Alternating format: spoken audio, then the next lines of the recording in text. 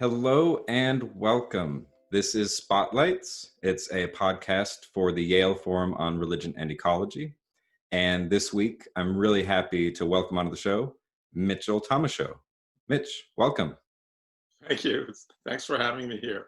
So it's really nice to have you, especially because this is timing out with a new book that you have out, To Know the World, a new vision for environmental learning, coming out with MIT Press.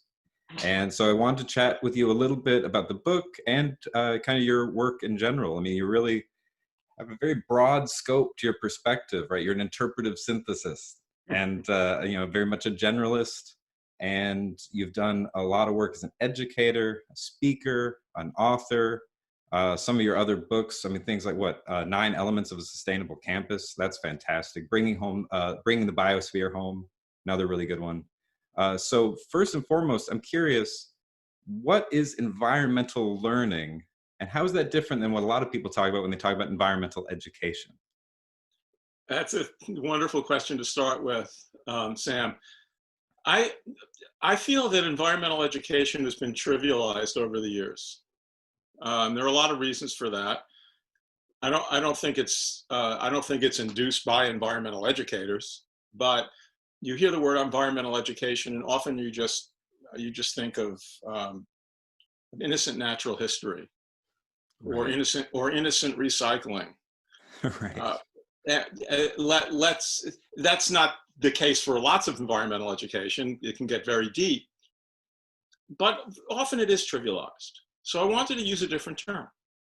Nice. And the term learning, I think, expands how we think about human-nature relationships, because it's constantly happening. You're constantly learning about the natural world. It's a process.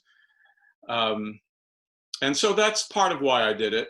And also just to raise the question so people could think about it. You know, what is the difference between these words? And why should we use the word environmental learning when everyone already thinks of it as environmental education?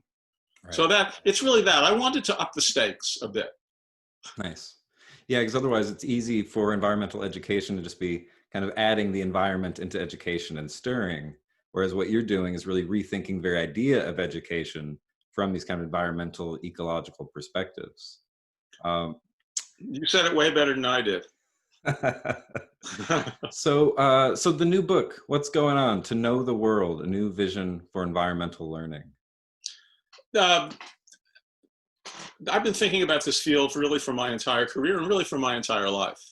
There's a whole bunch of us. When I went to college at New York University in the late 1960s, and I am a child of the interdisciplinary 60s, there wasn't a single environmental course on the entire campus of a major private university in New York City. Wow.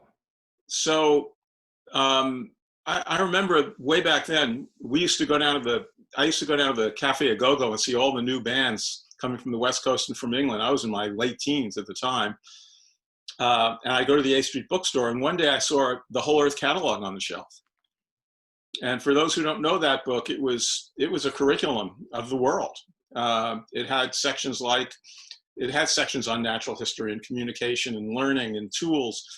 I love that book. I picked it up and went back to my dorm room, my apartment, and I just immersed myself in it and read a lot of the books that were in there as well. And I realized that there's a whole new way of thinking about what I could study and how I could live.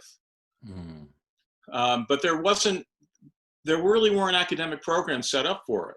You know, we had forestry schools like the Yale School of Forestry, and we had ecology programs, but nothing that looked at all the different aspects of what it means to live on this planet from a humanities perspective, from a social perspective, from a political perspective, and of course from a spiritual perspective. So most of my career, and many people in my age group, I'm 70 now, built the field.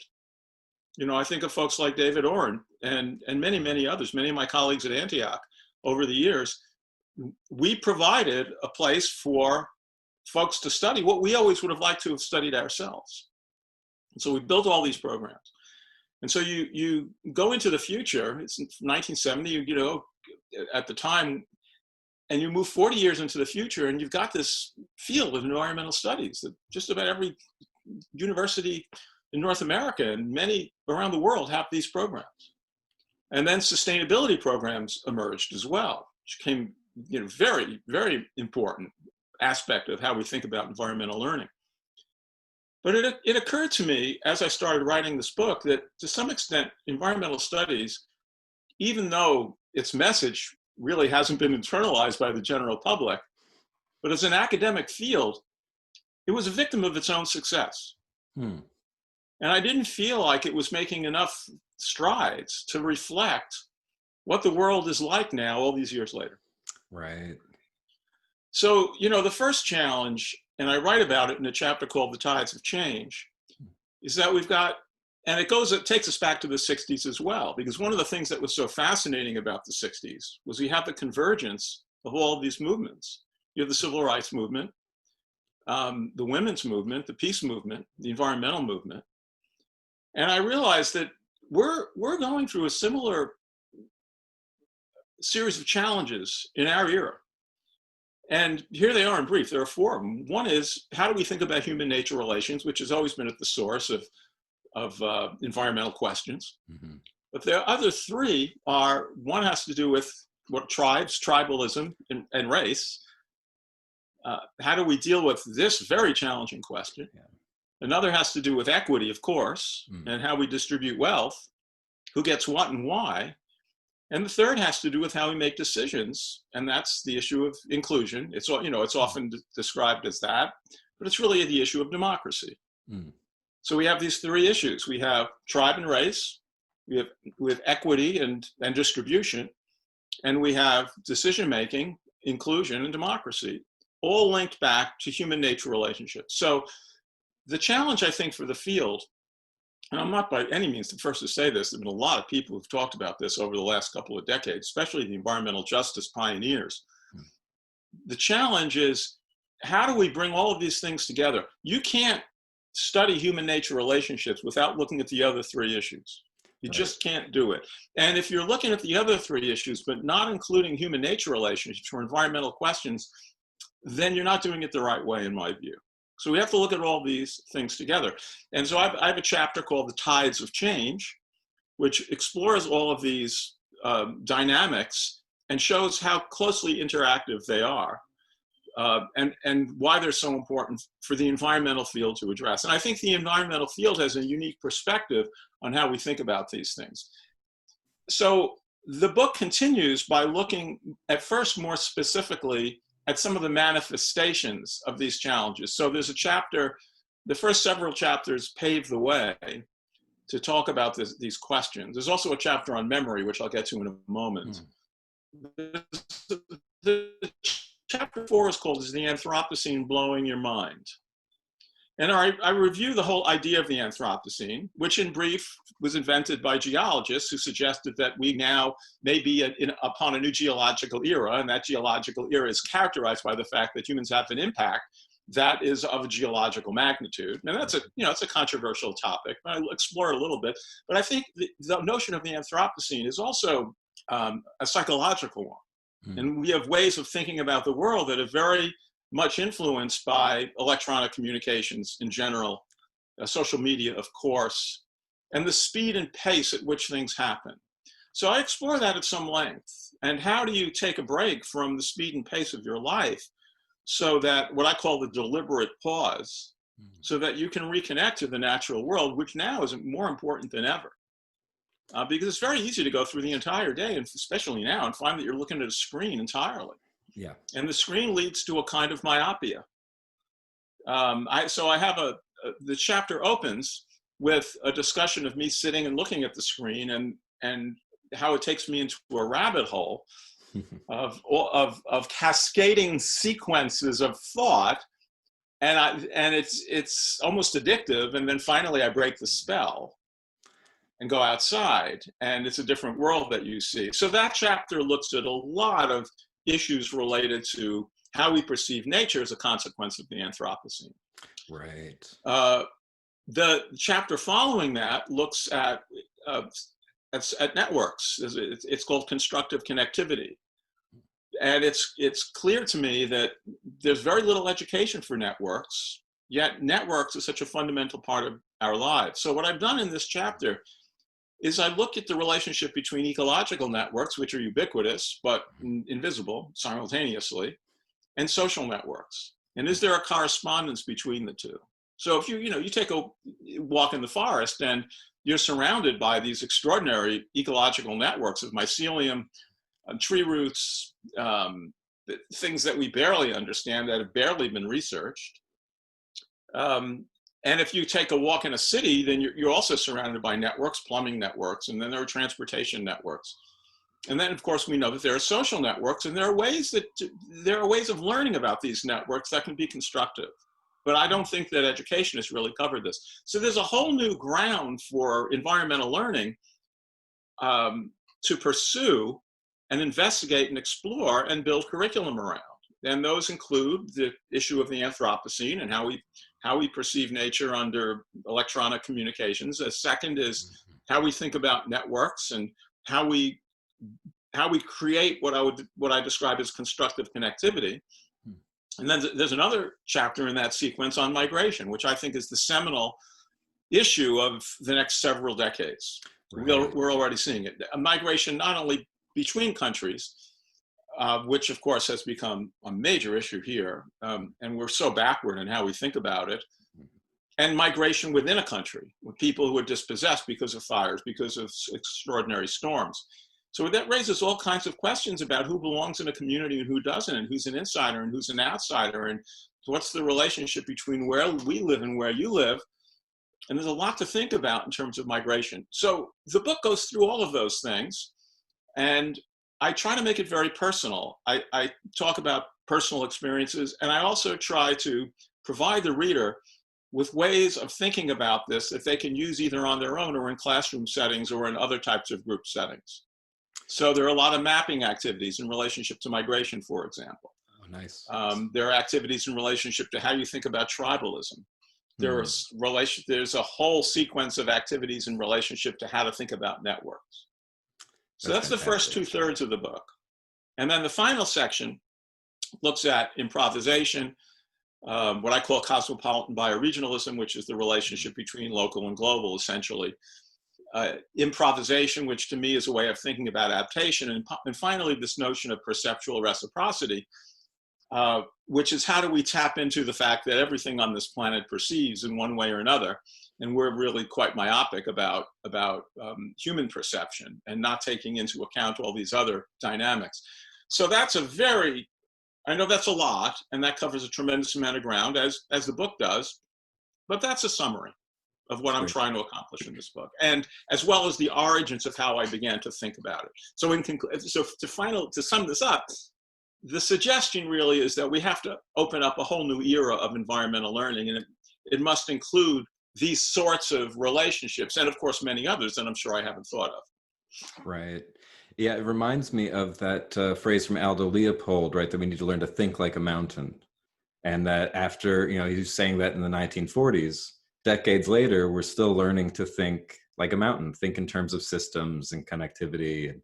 And one of the things I really notice lacking in a lot of cases is books that give you the actual practices. So I really appreciate that. I think, as an educator myself, I'm always looking for the concrete practices to do. Like, what are some actual activities I can engage people in to help them learn these things? So that is much needed. And the personal touch is helpful as well. So you get a sense of what it's like to actually live these ideas and experience them firsthand instead of just talking about them all the time. So that sounds excellent. I want to hear a little bit more about memory.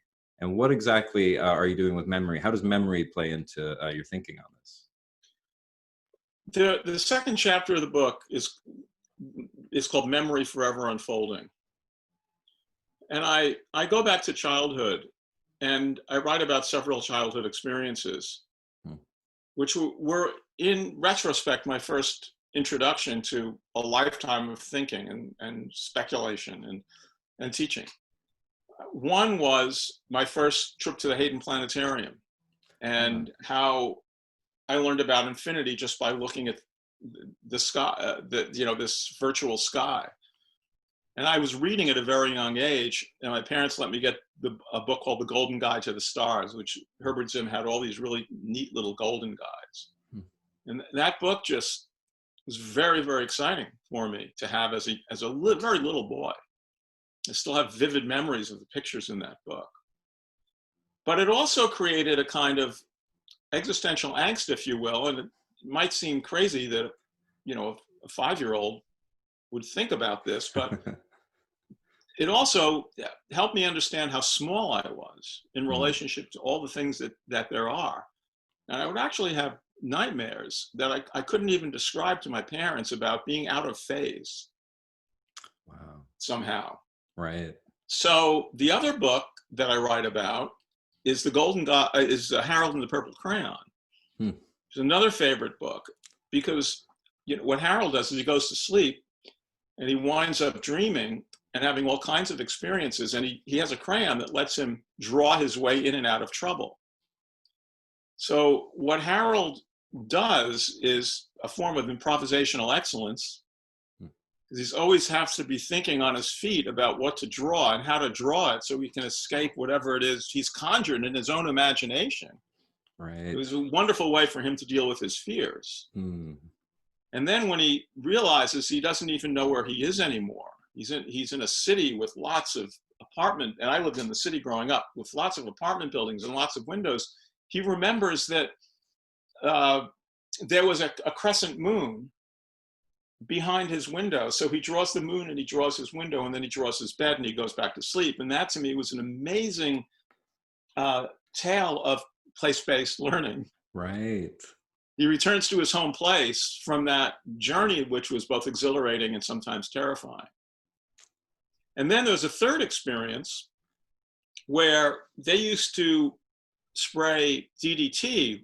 I grew up but first in the city and then the suburbs of Long Island. In my early childhood years, they would spray DDT on the street and we'd run through it. We'd run through the fog. Wow.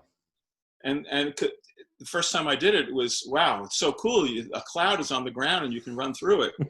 And then I started to get headaches and I realized this was really terrible. And I write about that as a discovery of environmental toxicity.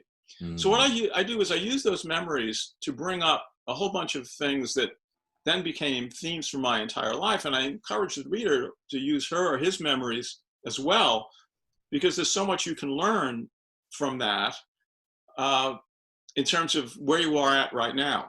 And as I get older, I find that it becomes even more intense, actually, to think back to all the phases of your life. So I encourage the reader to do the same thing and use memory as a learning tool. And then I talk about my philosophy of learning in general. And I distinguish between adaptive learning and perennial learning in that chapter. And by adaptive learning, I refer to the fact that we always have to think on our feet because we're always exploring situations that we might not quite have seen before. And then there's perennial learning, which is the wisdom of the ages. There are people who have confronted what we confront now in very different kinds of ways. I mean, you get because I have a whole section here of I Ching books.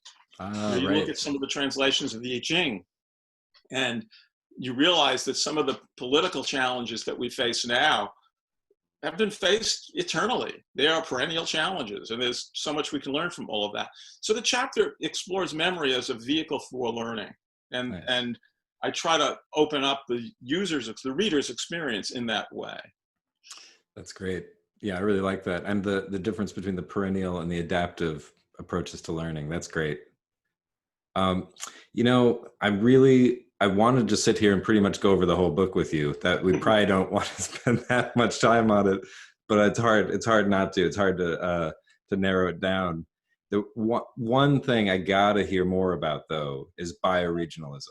I feel like as a movement, it kind of comes and goes, and people talk about it, and then you won't hear about it so much. And it's not quite the same as stuff like localism, right? There's so many different terms for similar movements. So what exactly are you doing with bioregionalism, and how is the cosmopolitan part of it connected? Because in a way, those sound contradictory. Yeah, it does. And actually, I wrote an essay called Cosmopolitan Bioregionalism many years ago. So I'm returning to that idea. And I write a lot about it in my book, Bringing the Biosphere Home. And I want to start with that and then get to this book. Bringing the Biosphere Home is a book about interpreting global environmental change. And the the challenge of that book, and for all of us who think about environmental learning, is how do you use, I'm very much invested in place-based learning, because I think that once you know about the place where you live and your neighbors, both human and more than human, the coming and going of the seasons, the climate, the topography, all of those things, the more familiar you become with where you live, the more likely you are to be able to understand changes that happen there. So if you don't know, for example, that the phoebe, which is, you know, an eastern songbird, typically comes back and nests in the same place every year at the same time, and then if it comes earlier, you wouldn't know that. But if it comes earlier, does that raise a question about climate? It's a phenological observation. So in Bringing the Biosphere Home, I talk a lot about phenology and how we use local place-based learning of natural history, local natural history, as a way to expand spatial and temporal relationships and look at the whole world. But you have to start with what's right in front of you. Anyway, and that leads to all kinds of other questions that are both ecological and existential, and they're covered in that book. Right. Here, I make the case that one of the challenges that we face is that it's an urbanized world. And I don't remember what the exact percentage is, it's in the book, but by 2050, the great majority of humans are going to be living in cities. Right. So first of all, environmental learning has to account for that. And there has to be much more of an urban focus, and there need to be more urban programs. There's so many wonderful books and people who are thinking about this.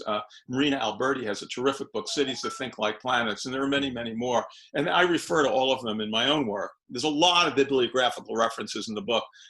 Not so much because I constantly want to cite sources, although that's important, but I want people to be turned on to all the amazing things I've read, so they can explore them for themselves. And there's actually an annotated bibliography where I write short little essays about how to get started with some of the reading. Oh, that's great. That's in the appendix, one of the appendices.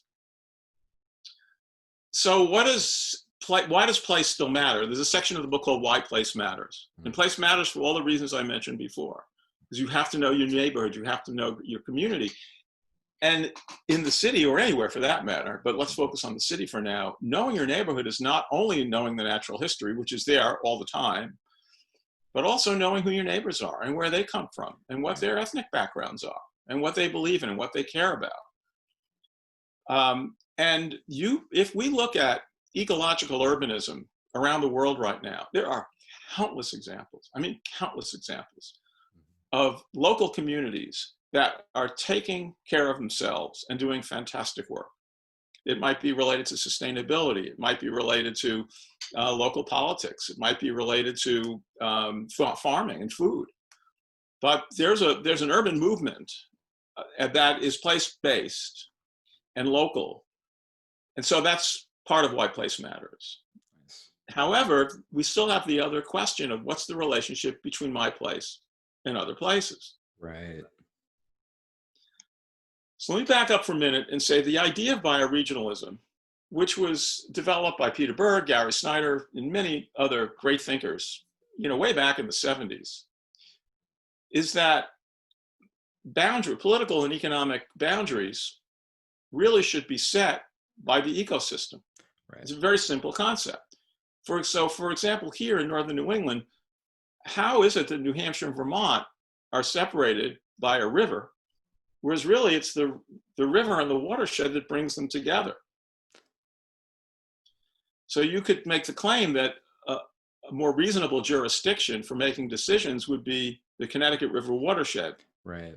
You could divide it into the southern part of the state, the southern part of New England, the northern part of New England. Mm-hmm. But if you were to redraw the map, let's say, of North America, and many people have done this, and it's another very interesting activity, based on bioregional perspectives, you would have very different jurisdictions. I talk a lot in that chapter about borders and boundaries and what they mean, and how ephemeral they are. Right.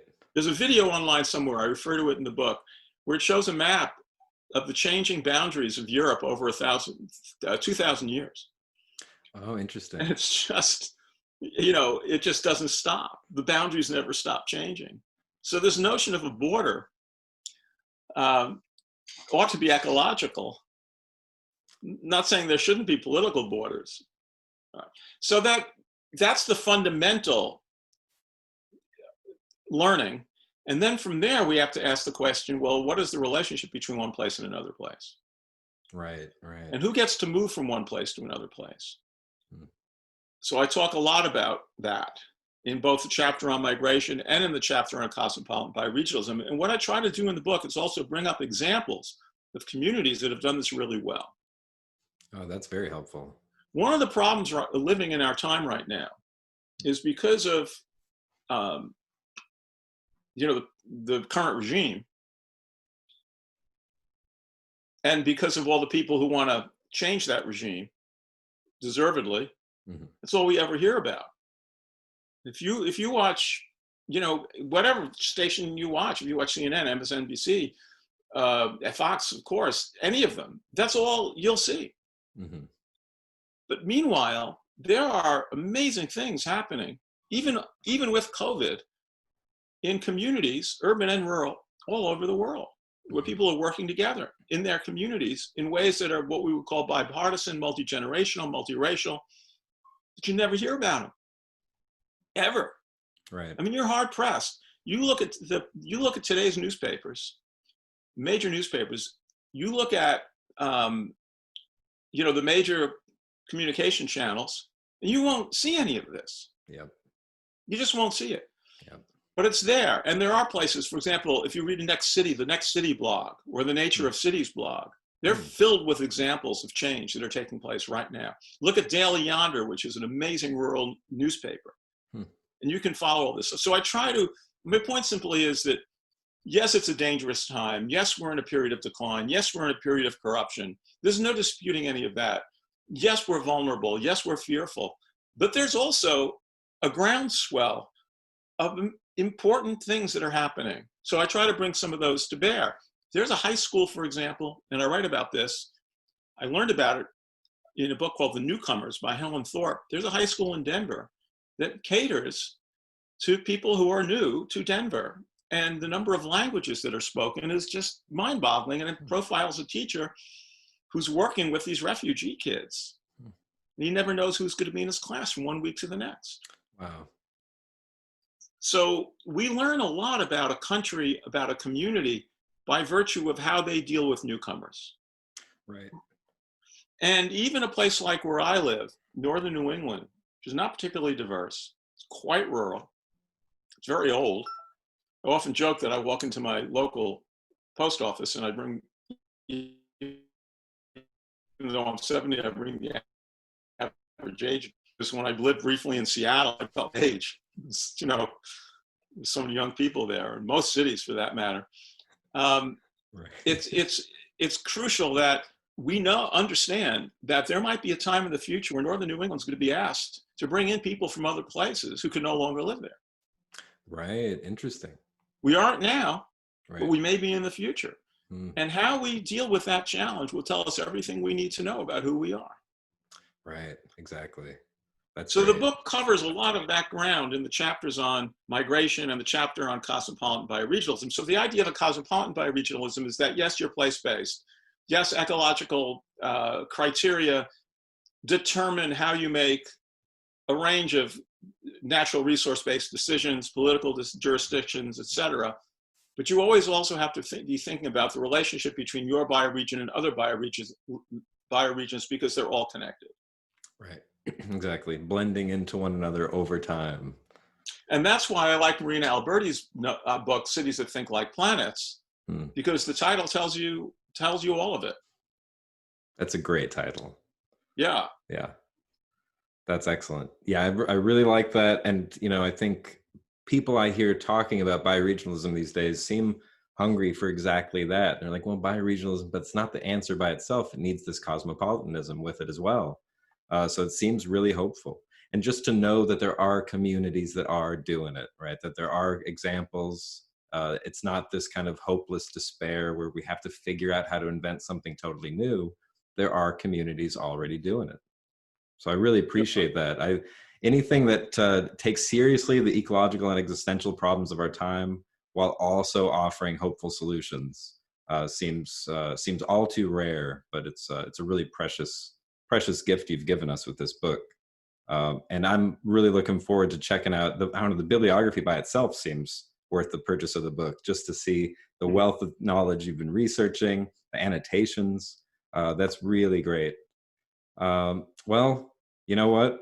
Well, I think we have to end it there. Otherwise, I'm going to just be talking to you for a couple more hours. And we're trying to keep these relatively short, even though I like just chatting forever. But then, it just becomes a bunch of meandering, weird conversations and stuff, and me giving too many political opinions or something. So, so we'll go ahead and leave it there. Mitch, thank you so much. Thank you for writing this book. Thanks for coming on our podcast. And I'm looking forward to chatting with you again sometime in the future.